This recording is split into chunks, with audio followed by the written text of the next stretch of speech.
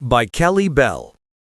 By May 8, 1945, Adolf Hitler had been dead for more than a week.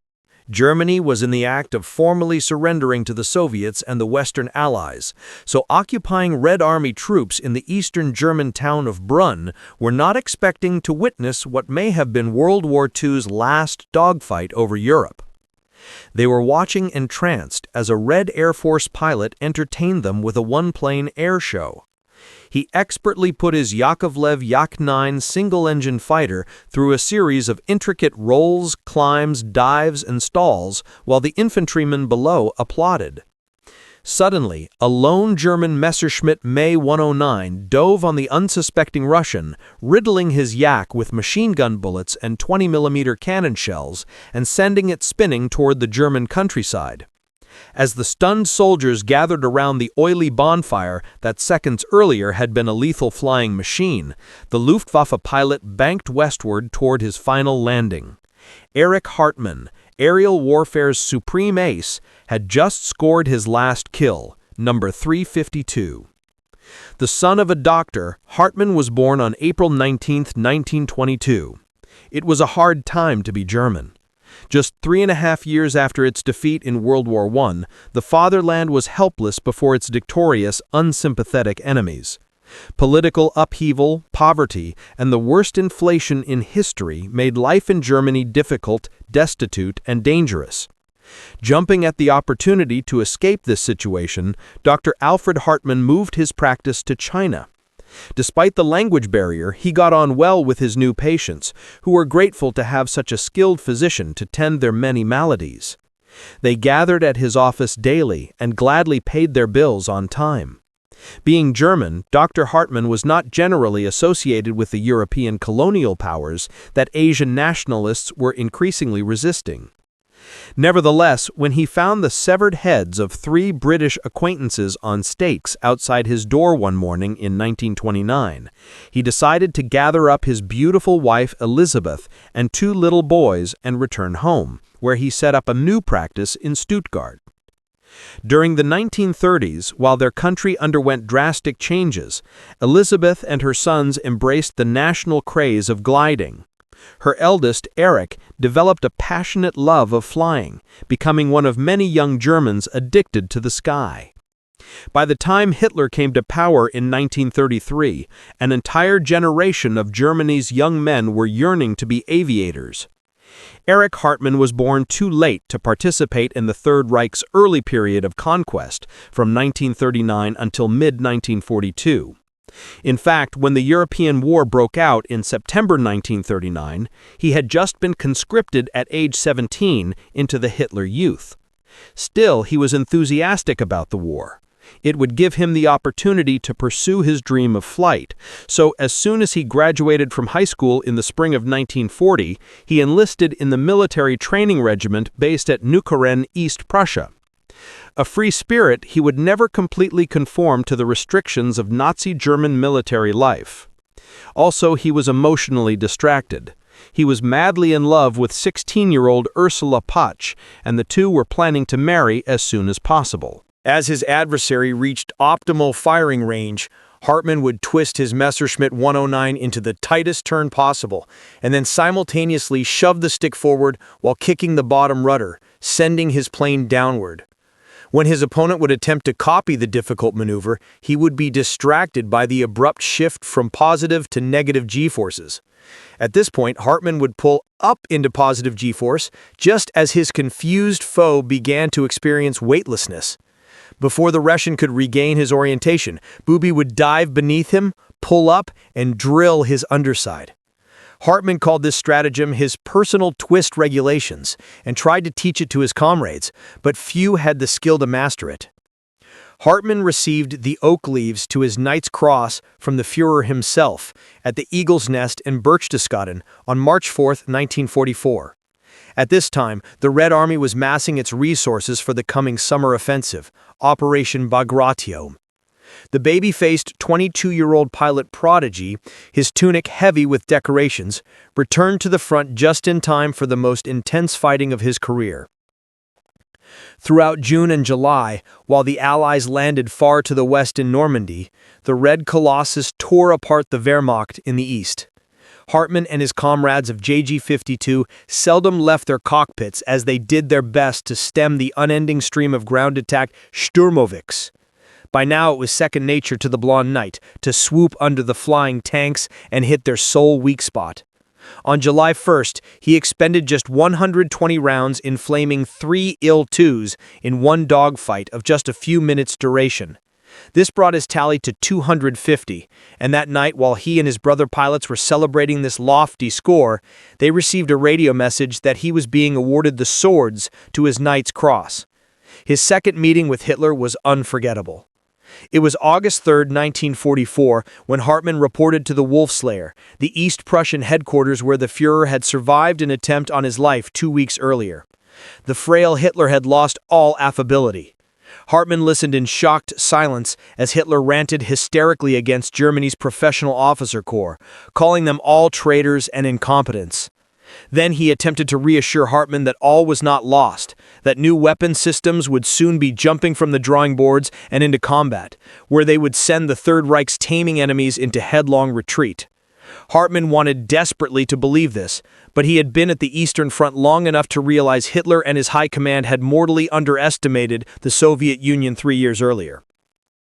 Apart from its seemingly endless reservoir of men and material, and the copious supplies it received from the Western Allies, it was simply too big to be completely occupied. Even if Germany somehow managed to reverse the front's westward movement, there would always be plenty of room for Stalin's legions to fall back and stage counterattacks. This realization made him forget his new decoration as he headed back to fly against impossible odds.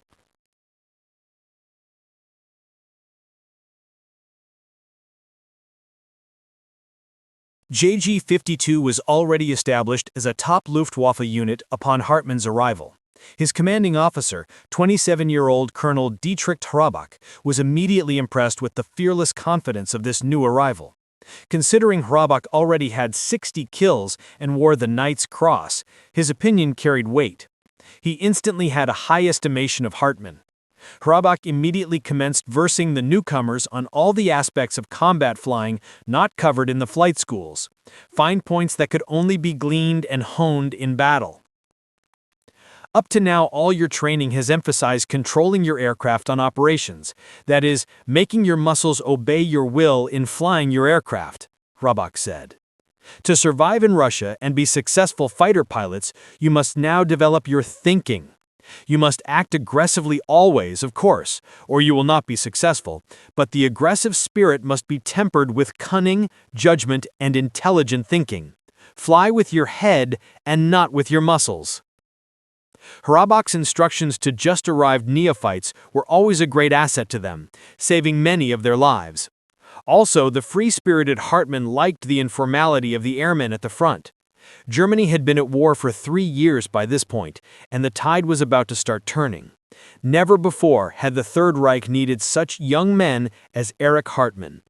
Unfortunately for the fatherland, there were far too few of his caliber. On October 10, 1942, Hartmann was assigned to the wing's 3rd Gruppe, 3/JG-52, which was based on the banks of the Terek River north of the Caucasus Mountains. Posted to 7th Staffel, the 20-year-old neophyte reported to the squad's commander, Major Hubertus von Bohnen, who was much in Hrabak's mold, believing flying skill was more valuable than military modus operandi. Bohnen informed the surprised recruit that rank did not determine which pilot commanded during combat operations. Whoever held the highest kill tally was in command, while the units were airborne. A higher-scoring lieutenant could chew out his commanding colonel in the heat of aerial battle, and not one word would be said about it after the planes landed. This state of affairs was perfect for Hartmann. His first dawn patrol was October 14th, and it was almost his last. He flew as wingman for Sergeant Edmund Rossmann, who had 80 kills at that time. Rossmann could teach as well as he could fight, and usually managed to bring his rookie wingmen home. He had barely enough skill to save this one, though. Major Wilhelm Botz tallied 237 victories with JG-52. After climbing to 12,000 feet, the two-plane element followed the Terek River to the city of Prokladny, where Rossmann spied a formation of Soviet aircraft strafing a German supply column that was trying to leave the city. Radioing for his green wingmen to follow, Rossmann dove at the Russians, while a confused Hartmann, who still had not spotted the targets, followed close behind. After a plunge of almost a mile, he finally picked out the Red Air Force flight that Rossmann had been zeroing in on all along. Instantly livid with excitement, Hartmann overreacted and rammed his plane's throttle up to full speed, rashly cut in front of Rossmann, and drew a bead on the closest Russian, pressing his fire button at 300 yards. Cleanly missing his target high and to the left, he found himself closing too fast to correct his aim. Pulling up at the last instant, he barely avoided a collision and managed to level off, but found himself surrounded on all sides by dark green aircraft, all of them turning behind me for the kill. Choking on fear, he pulled up into a cloud, where he was thankful to hear Rossmann's calm, matter-of-fact voice over the radio telling him, "Don't sweat it. I watched your tail. I've lost you now that you've climbed through the clouds. Come down through the layer so I can pick you up again." Easing lower until he was just beneath the overcast, the first thing Hartmann saw was a single-engine fighter coming straight at him. Thinking it was another Russian, he threw his Mi-109 into a steep dive while yelling into his microphone that he was being chased. Leveling off just over the treetops, he listened for a response, but by then Rossmann's voice over the radio was too garbled for him to understand.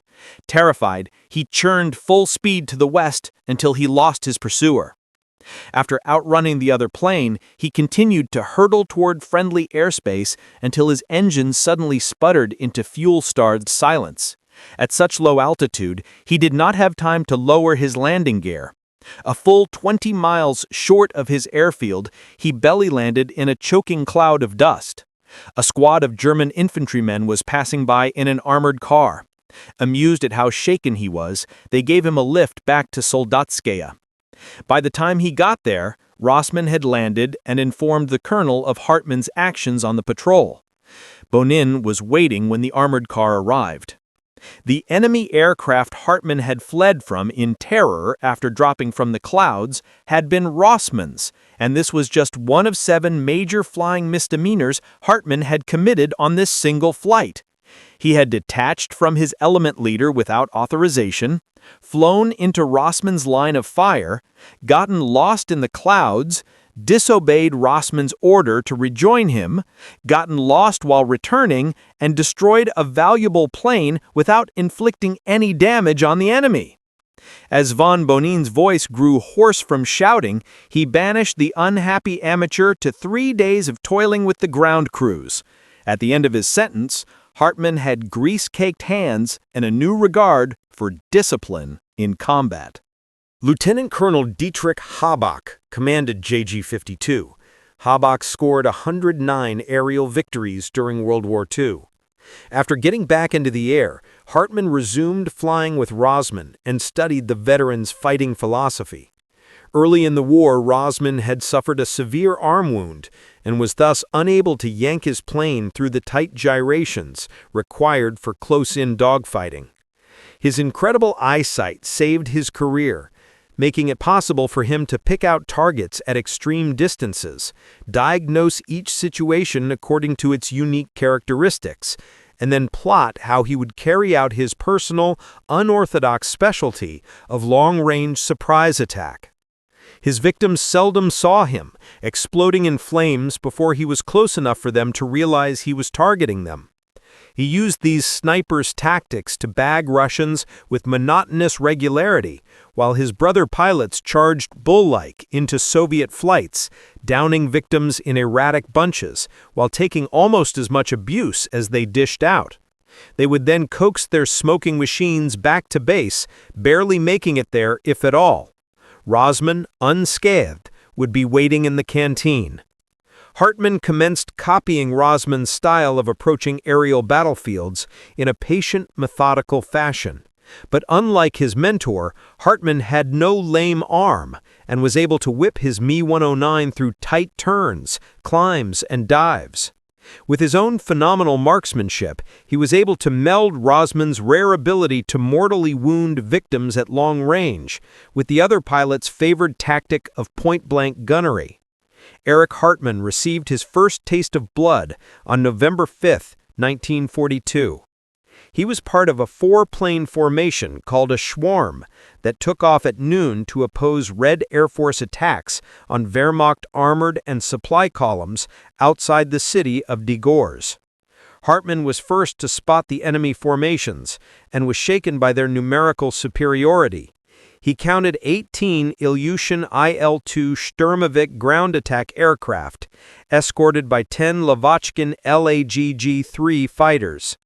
Hartmann's little formation was commanded by a First Lieutenant Treppy, who ordered him to lead the charge. With Treppy following closely, he took advantage of his optimal position above and behind the enemy.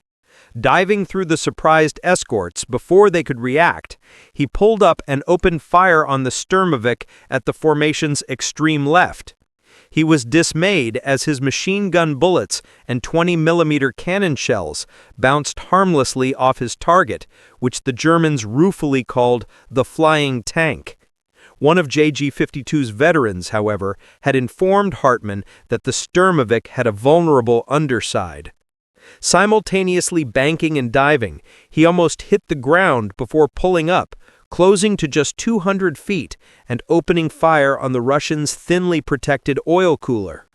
As thick black smoke gushed from his underbelly, the Sturmovik pilot dropped from formation and headed eastward in a shallow dive in hopes of finding a clear area to belly land. Hartmann was right behind him. As the thrilled young German drew a bead to finish off his first kill, the IL-2 suddenly blew up in a hail of debris. One of the twisted fragments plunged into the Messerschmitt 109's engine cowling, and flames now erupted from his own plane. He crash-landed and climbed from his aircraft's wreckage just in time to see his maiden kill hit the ground in a cloud of smoke, flames, and dust a mile to the east. Again, he hitched a ride with a squad of infantrymen. He regaled them with the narrative of his first aerial victory, completely forgetting that although he had now downed a Russian machine, he had also destroyed 2 German airplanes. Even so, he would barely survive an illness. Hartmann contracted a fever that almost killed him. He spent the next month in the military hospital at Pyatigorsk, Essentuki, being discharged the second week in December, just as the Red Army closed its massive jaws around the hapless German 6th Army in Stalingrad. Germany's blonde knight would have no shortage of opportunities to whet his swiftly developing talents as the cold, cloudy Russian heavens filled with Soviet aircraft. Hartmann and his comrades spent few daylight minutes on the ground, except to have their toiling Messerschmitt 109s rearmed, refueled, and briefly serviced. As he developed his fighting style, Hartmann was able to get closer and closer to his targets before opening fire, fatally damaging them, and then shearing aside to safety at the last instant. He came to further appreciate this whites of the eyes approach after he began flying as wingman for First Lieutenant Walter Krupinski, who carried the point-blank method to its extreme. Flying with total abandon and without bothering to maneuver, Krupinski would hurtle like a charging bull into Russian formations and spray ordnance into every target he could get in his sights. His marksmanship was marginal, but he fired so many rounds that numerous targets were inevitably hit in each shootout. By war's end, he had 197 kills. After downing 150 enemy planes, Erich Hartmann earned the Knight's Cross and later received Swords and Diamonds and Oak Leaves. All 3 pilots served with the West German Air Force after World War II. By following Krupinski, Hartmann had more targets of opportunity than were normal for a wingman, who typically was tasked with protecting his element leader's tail. This trigger-happy lieutenant missed or barely nicked so many aircraft that his wingman was constantly, as he described it, filling in the holes Krupi left. Krupinski encouraged Hartmann to continue practicing his ambushing skills, but the youngster kept unconsciously emulating his idol Rossmann, by opening fire from too great a range. Krupinski was constantly yelling over his radio, "Hey, booby, get in closer! You're opening fire too far out!" Booby means lad in German, and it was perfect for the young airman. Before long, the entire fighter group picked up on it. The Russians, however, would soon hang other monikers on him. By the end of April 1943, Hartmann had completed his 100th combat mission and had 8 kills. He was promoted to element leader, but was still absorbing the methods of the other senior pilots in his group, combining them into a single, unique fighting style that would make him a legend. By May 25th, his tally had risen to 14, but that morning he had a near-death experience when he collided with a Lejeune 3 fighter and had to glide back to his own lines for a crash landing. He had been at the front for 6 months now, and the honeymoon was over. Still weak from the near-fatal fever, his nerves were starting to fray from the strain of constantly flying into massive swarms of Soviet warplanes. Also, the front had reversed direction, moving west instead of east. The realization that his side was going to lose did little for his morale. Verback sent him back to Stuttgart for a month-long reunion with his parents in Ursula, but rather than rejuvenate the young pilot, the leave would have the opposite effect.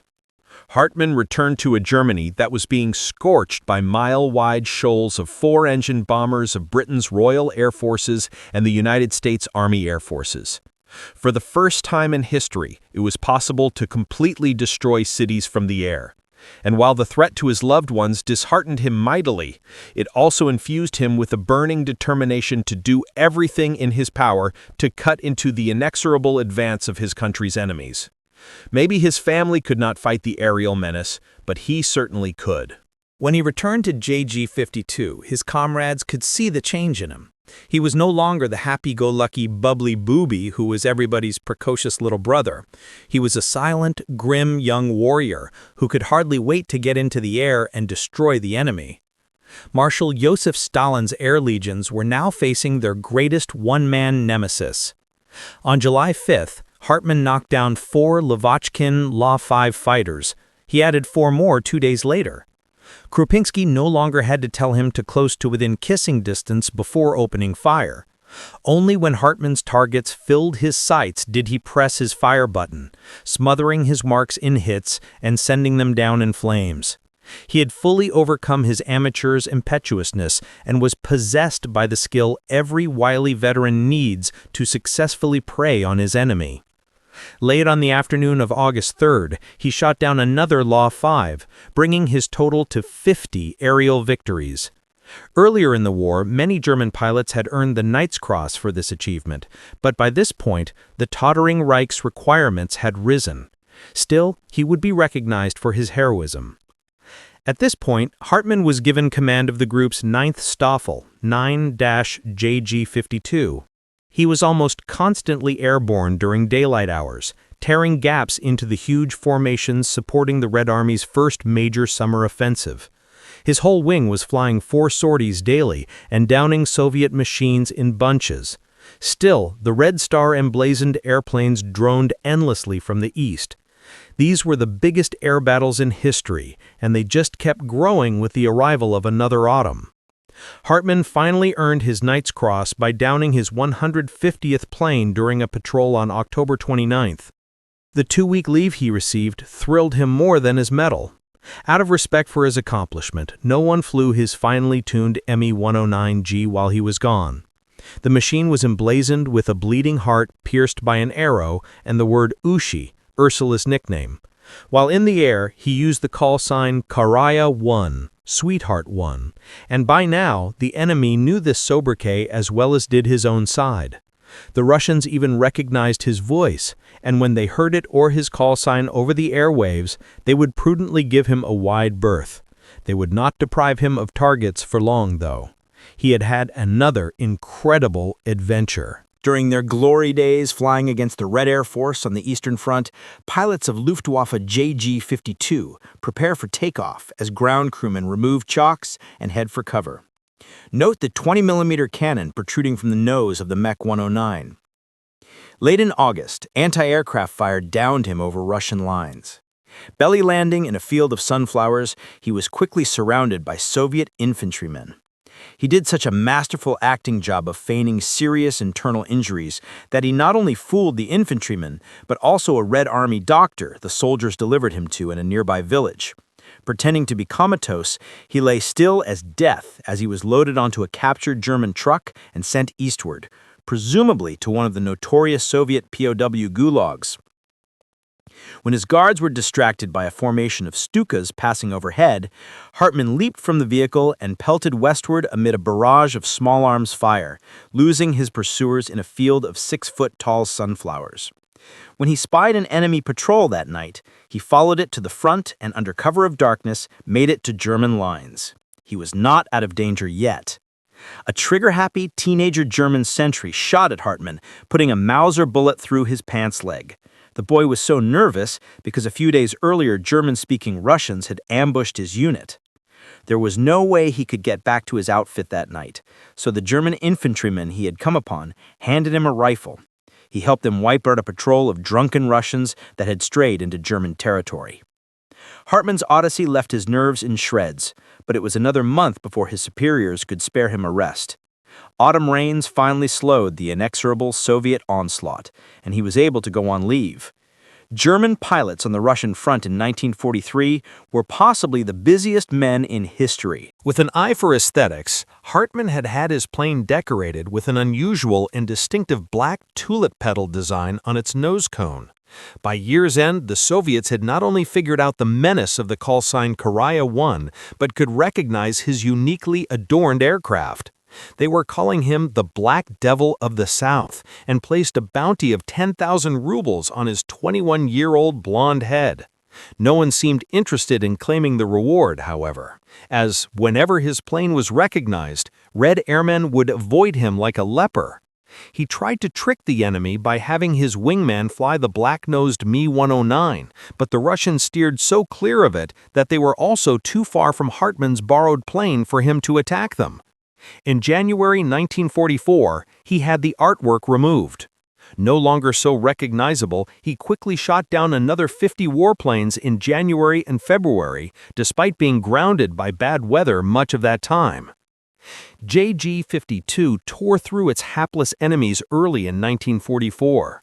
By this time, the group's pilots were so battle-tested that their aircraft were essentially extensions of the nervous systems of the young men flying them. Mechanically honed to operative perfection by expert ground crews, the machines reacted instantly and perfectly to the slightest touch at their controls. The cold Russian skies were filled with the smoke trails of crashing Soviet aircraft, yet sheer weight of numbers would be a major deciding factor. The vast Red Army advanced relentlessly westward. The same was true in the air.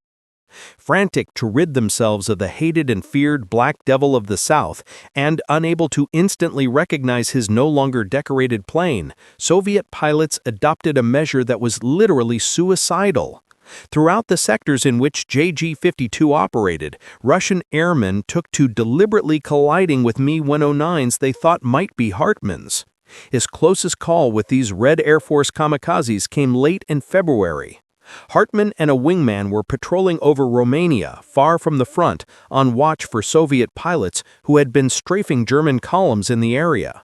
Hartmann was almost lulled into carelessness by the serenely empty sky, but instinct made him look over his shoulder.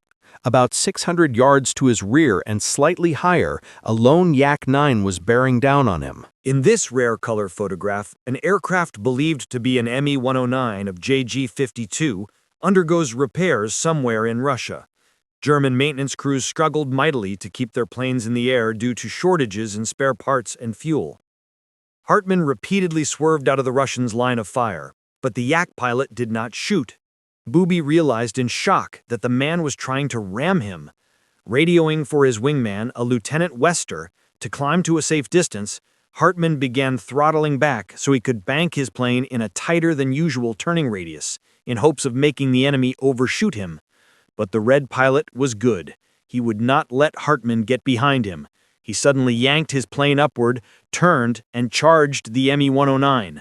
Both pilots opened fire simultaneously and missed. Hartmann did a split S, dove to treetop level, and stayed there for the moment. As Hartmann had hoped, his opponent lost sight of him, and after circling in a futile pattern while Booby expertly stayed directly under him, the Russian turned eastward for home. With his Me-109's camouflage blending in with the ground under it, Hartmann slowly ascended from under his unsuspecting foe, closing to just 50 feet before opening fire. The Soviet pilot turned his yak over, dropped from its cockpit, and yanked his ripcord, floating to earth deep in German territory. Hartmann hurried back to base, commandeered a Feisler Storch reconnaissance plane, flew back and personally picked up his latest victim, flying him back to JG-52's airfield. Stalin had decreed that any Soviet soldier who allowed himself to be captured was, by falling alive into German hands, committing high treason, and would be dealt with accordingly when and if he was liberated by his own side. When Hartmann presented his prisoner to his Luftwaffe squadron, the young Russian seemed delighted to have survived, but became furious when his captors informed him he was not to be shot. The Germans eventually realized he had no motive to escape and allowed him to wander their airfield unchaperoned for 2 days before shipping him to wing headquarters for interrogation. As another spring broke over Western Russia, Hartmann continued refining his dogfighting techniques. He found that by refraining from reacting to approaching enemy aircraft until the last second, he could often pick up critical information on his opponent that he would miss by responding too quickly. He learned that second-rate and inexperienced airmen tended to open fire from too far away. Such pilots invariably went down in flames under his gunfire. If the approaching Russian held fire until the last moment, though, it was certain he was a battle-tested, competent veteran. Booby developed a tactic specifically for these situations. As his adversary reached optimal firing range, Hartmann would twist his Messerschmitt 109 into the tightest turn possible, and then simultaneously shove the stick forward while kicking the bottom rudder, sending his plane downward. When his opponent would attempt to copy the difficult maneuver, he would be distracted by the abrupt shift from positive to negative G-forces. At this point, Hartmann would pull up into positive G-force, just as his confused foe began to experience weightlessness. Before the Russian could regain his orientation, Booby would dive beneath him, pull up, and drill his underside. Hartmann called this stratagem his personal twist regulations and tried to teach it to his comrades, but few had the skill to master it. Hartmann received the oak leaves to his Knight's Cross from the Führer himself at the Eagle's Nest in Berchtesgaden on March 4, 1944. At this time, the Red Army was massing its resources for the coming summer offensive, Operation Bagration. The baby-faced 22-year-old pilot prodigy, his tunic heavy with decorations, returned to the front just in time for the most intense fighting of his career. Throughout June and July, while the Allies landed far to the west in Normandy, the Red Colossus tore apart the Wehrmacht in the east. Hartmann and his comrades of JG-52 seldom left their cockpits as they did their best to stem the unending stream of ground attack Sturmovix. By now it was second nature to the Blonde Knight to swoop under the flying tanks and hit their sole weak spot. On July 1st, he expended just 120 rounds in flaming 3 Il-2s in one dogfight of just a few minutes' duration. This brought his tally to 250, and that night while he and his brother pilots were celebrating this lofty score, they received a radio message that he was being awarded the swords to his Knight's Cross. His second meeting with Hitler was unforgettable. It was August 3, 1944, when Hartmann reported to the Wolfslayer, the East Prussian headquarters where the Führer had survived an attempt on his life 2 weeks earlier. The frail Hitler had lost all affability. Hartmann listened in shocked silence as Hitler ranted hysterically against Germany's professional officer corps, calling them all traitors and incompetents. Then he attempted to reassure Hartmann that all was not lost, that new weapon systems would soon be jumping from the drawing boards and into combat, where they would send the Third Reich's taming enemies into headlong retreat. Hartmann wanted desperately to believe this, but he had been at the Eastern Front long enough to realize Hitler and his high command had mortally underestimated the Soviet Union 3 years earlier. Apart from its seemingly endless reservoir of men and material, and the copious supplies it received from the Western Allies, it was simply too big to be completely occupied. Even if Germany somehow managed to reverse the front's westward movement, there would always be plenty of room for Stalin's legions to fall back and stage counterattacks. This realization made him forget his new decoration as he headed back to fly against impossible odds.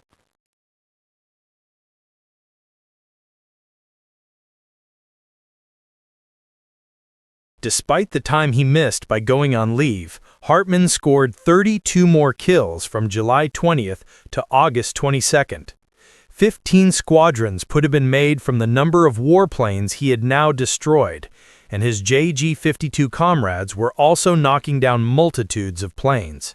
Yet for every one they torched, 10 more Soviet aircraft came droning from the east. On August 23-24th, Hartmann ignored terrible weather while downing 19 more planes. He was summoned to Wolf's Lair to receive the diamonds to his Knight's Cross. Arriving at the compound, he amazed the Führer's hulking SS bodyguards by refusing to surrender his sidearm before being ushered into Hitler's presence, telling the SS he would sacrifice his lofty award rather than be insulted by such palpable distrust from the leader he had served. He was allowed to keep his pistol and became only the 7th day pilot to receive the diamonds. At the luncheon following the ceremony, Hartmann sat to Hitler's right, and the two men discussed the situation in the east, the Allies' strategic bombing offensive, possible changes in flying strategy, and modifications to the training of new pilots. Both of them likely realized, however, that any such major changes should have been made at least 2 years earlier. By this time, Hitler's main hope was that a political rift might break down the Allied coalition, slowing the inexorable advances from east and west and giving Germany's brilliant scientists time to perfect the next generation of revolutionary weaponry.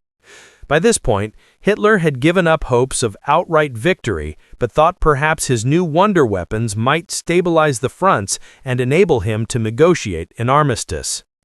Because of an incident he had personally witnessed, this scenario did not appear particularly far-fetched to Hartmann. He and his squadron were finishing an interception mission against Soviet bombers over Budapest when a formation of American P-51 Mustangs suddenly dove into the melee. The astounded Germans watched as the Russian escort fighters turned and attacked the Americans, enabling all the fuel and ammunition-bereft Luftwaffe fighters to escape. Before Booby could return to his unit, he received notification that Reich Marshal Hermann Göring had decreed that he was to be reassigned to a ground posting rather than risk being killed fighting for what Göring evidently realized was a lost cause. General of Fighters Adolf Galland talked Göring into retracting the transfer. Erich Hartmann, left, confers with fellow JG-52 ace Gerhard Barkhorn.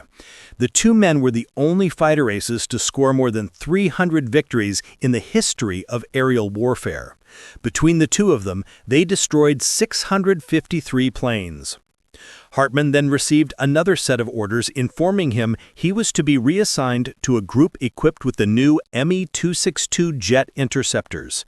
By then, he was implacably attached to JG-52, and his desperate pleas to stay with his outfit led to these orders too being rescinded.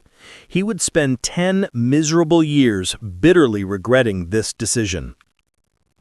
Realizing his state of physical exhaustion, military doctors managed to convince Hartmann to report to the Luftwaffe Rest and Recuperation Center at Bad WWII.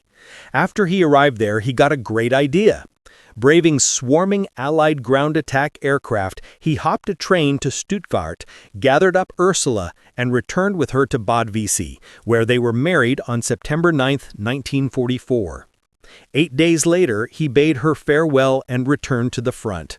Although neither of them knew it yet, Ursula was already pregnant with a son Erich Hartmann would never see. As the war's final winter descended on the Eastern Front, Booby and his comrades in the air and on the ground were thrilled by news of the faraway Battle of the Bulge. But the news the Nazi propaganda organs kept promising, that the Western Allies had been pushed back into the English Channel, never came. As reality set in, the pilots of JG-52 stopped fighting with the hearty vigor this brief glimmer of hope had given them. It was replaced with resigned desperation. In March 1945, Hartmann was ordered to report to Jagdverband 44, a newly organized jet unit. Because of his unfamiliarity with the Me-262, he was to fly as a wingman rather than remaining at the point. Flying behind another pilot was totally unacceptable to Booby, who had no desire to leave his beloved Me-109 outfit. As soon as he reported to Galan's new jet airfield at Lechfeld, he was delighted to receive new orders to return to JG-52, where he resumed cutting into the crumbling Reich's deadly enemy. From the group's base in Czechoslovakia, Colonel Hermann Graf had repeatedly requested Hartmann's return to his miserably overworked outfit. By this time, the Blonde Knight's outfit was stationed outside the town of Deutsch Brod. On his next patrol, he got another taste of the tension between Germany's enemies. He and 3 other pilots were all that were available to intercept a huge gaggle of Red Air Force bombers and escorts bound for Prague. Positioning their patched-up Messerschmitt Bf-109s above the ragged formation of Petyakov PE-2 and Lend-Lease American Bostons, the foursome prepared to make a plunge through the escorting Yak-9s and into the bombers. At this moment, Booby glimpsed another large flight of approaching fighters. They were American P-51 Mustangs, and they warily took up a position just above the Yak-9s. With the Americans and Russians suspiciously eyeing each other, Hartmann realized they were too distracted to notice the tiny Luftwaffe formation lurking over them, and when the Germans attacked, their foes would not notice in time to head them off. Still, the vast numerical imbalance would limit Hartmann and his men to just one pass. Pilots of JG-52 revved the engines of their Messerschmitt Me-109 fighter planes in preparation for takeoff from a snowbound airfield on the Eastern Front during the winter of 1943. The severe cold caused mechanical problems, while snow and ice limited fighter operations. Plunging full speed through the 3 tiers of targets, Booby flamed 2 Americans, passed through the Russian fighters without firing, and then knocked down a Boston. Continuing downward until leveling off just above the treetops, the Germans looked back to see the Yaks and Mustangs tearing into each other in a massive, swirling dogfight.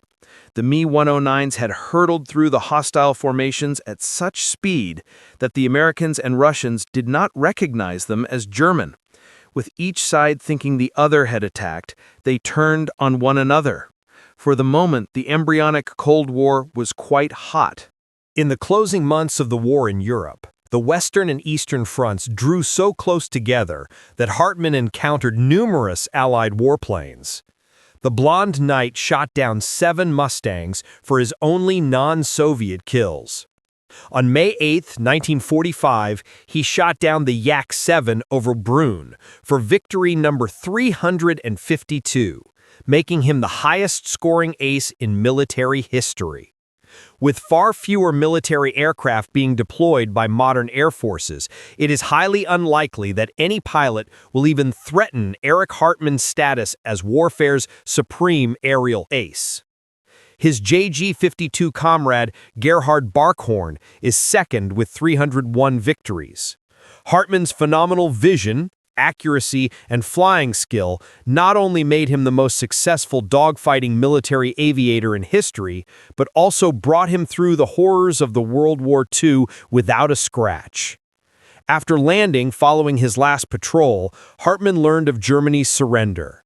He and the remaining pilots and ground personnel of JG-52 burned their Me-109s and surrendered. Along with the Third Reich, this greatest of all fighter groups had passed into history.